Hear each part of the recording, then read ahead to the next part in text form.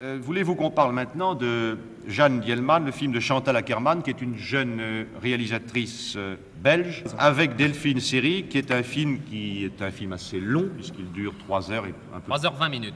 3h20. Nicolas l'a vu. Oui, je l'ai vu, oui. Bien, Nicolas Rabouli. Ah, c'est un film très intéressant. En 2 mots, c'est le portrait d'une femme à la maison.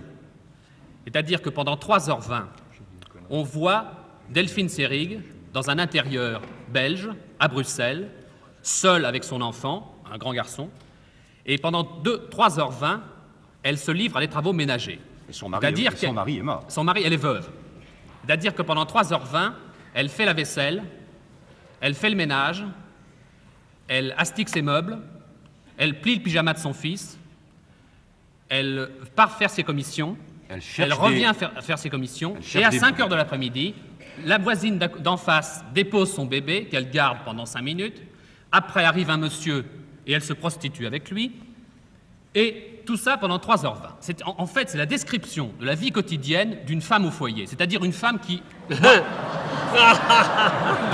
Absolument, absolument. Curieuse conception de la femme au foyer. Absolument. À l'exception de haut de détail. C'est ce que la réalisatrice veut nous montrer. Et c'est en cela que le film est assez dénonciateur. Parce que cette pauvre femme, cette pauvre Delphine Seyrig, qui est admirable à mon avis, n'a aucune vie en fait. Elle perd sa vie à la gagner, elle n'a jamais un sentiment, jamais une émotion, jamais... En fait, elle est un peu folle, et la fin du film le montrera. Et dans sa vie, elle est complètement aliénée aux choses. Et en fait, c'est ça que le film montre. Elle montre qu'en dehors de la vie matérielle, de sa vie, de son ménage, de sa bidoche, de son ménage, de ses commissions, il n'y a rien. Et en fait, c'est ça que le film démontre. Et le temps est très important. Si on nous le montre pendant 3h20, ça veut dire que c'est pendant toute sa vie que ça dure. Et que si nous nous en voyons, nous, que 3h20, toute sa vie, elle va vivre comme ça. Et c'est en cela que le film est formidablement dénonciateur, qu'il est extrêmement fastidieux, il faut le dire, parce que toutes les assiettes, l'une après l'autre, tout ça dans le même plan, sans que la caméra bouge, et la caméra ne bouge jamais, comme Chaplin. La caméra est là, elle fait sa vaisselle, terminée. C'est tout ce qu'on voit. On est contre l'ellipse. C'est un film absolument anti-elliptique. Oui. Il y a même très peu de dialogue, elle ne parle jamais, elle est toute seule en plus. C'est un film sur une femme seule en fait. Et quand il y a les messieurs... Le monsieur, il se met sur elle, il fait son petit truc, et puis c'est fini. Bon. Bien. C'est un film assez formidablement...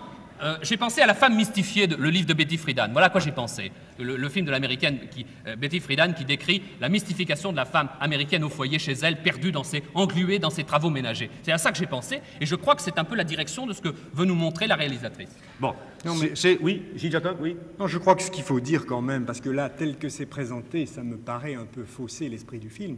Je crois qu'il faut dire que cette espèce de cérémonial, d'habitude et de petits gestes quotidiens, c'est au fond la lutte contre l'angoisse d'une femme qui est toute seule.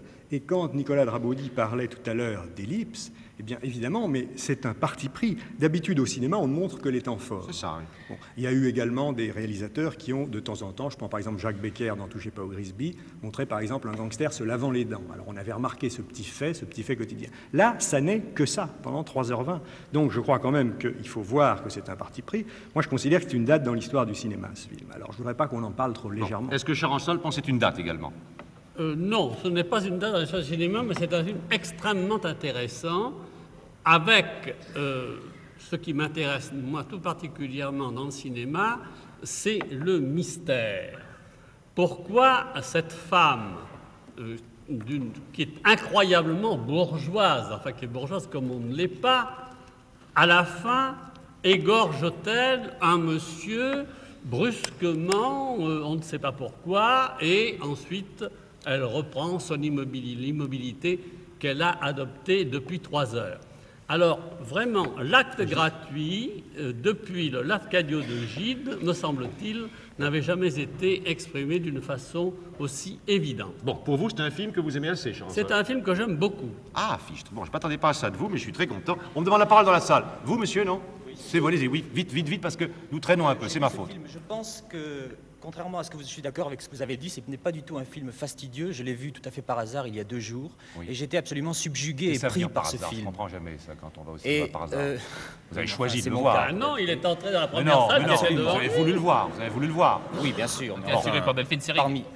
Et je trouve qu'effectivement, c'est un type de film qu'on n'a pas l'habitude de voir. Et en ce cas, il me semble que c'est un film vraiment révolutionnaire et qui m'a personnellement, au-delà de ses qualités techniques, vraiment beaucoup impressionné et subjugué. J'ai été vraiment pris et porté, même pendant les 3 heures et quelques que dure le film. Bien, merci. Et derrière vous, on demande la parole également.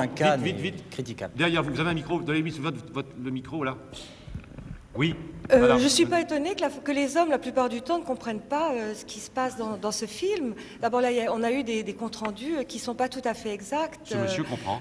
Parce que je crois que Jeanne Dielman égorge l'homme, tout de même, on comprend très très bien à la fin, parce qu'elle a joui sexuellement.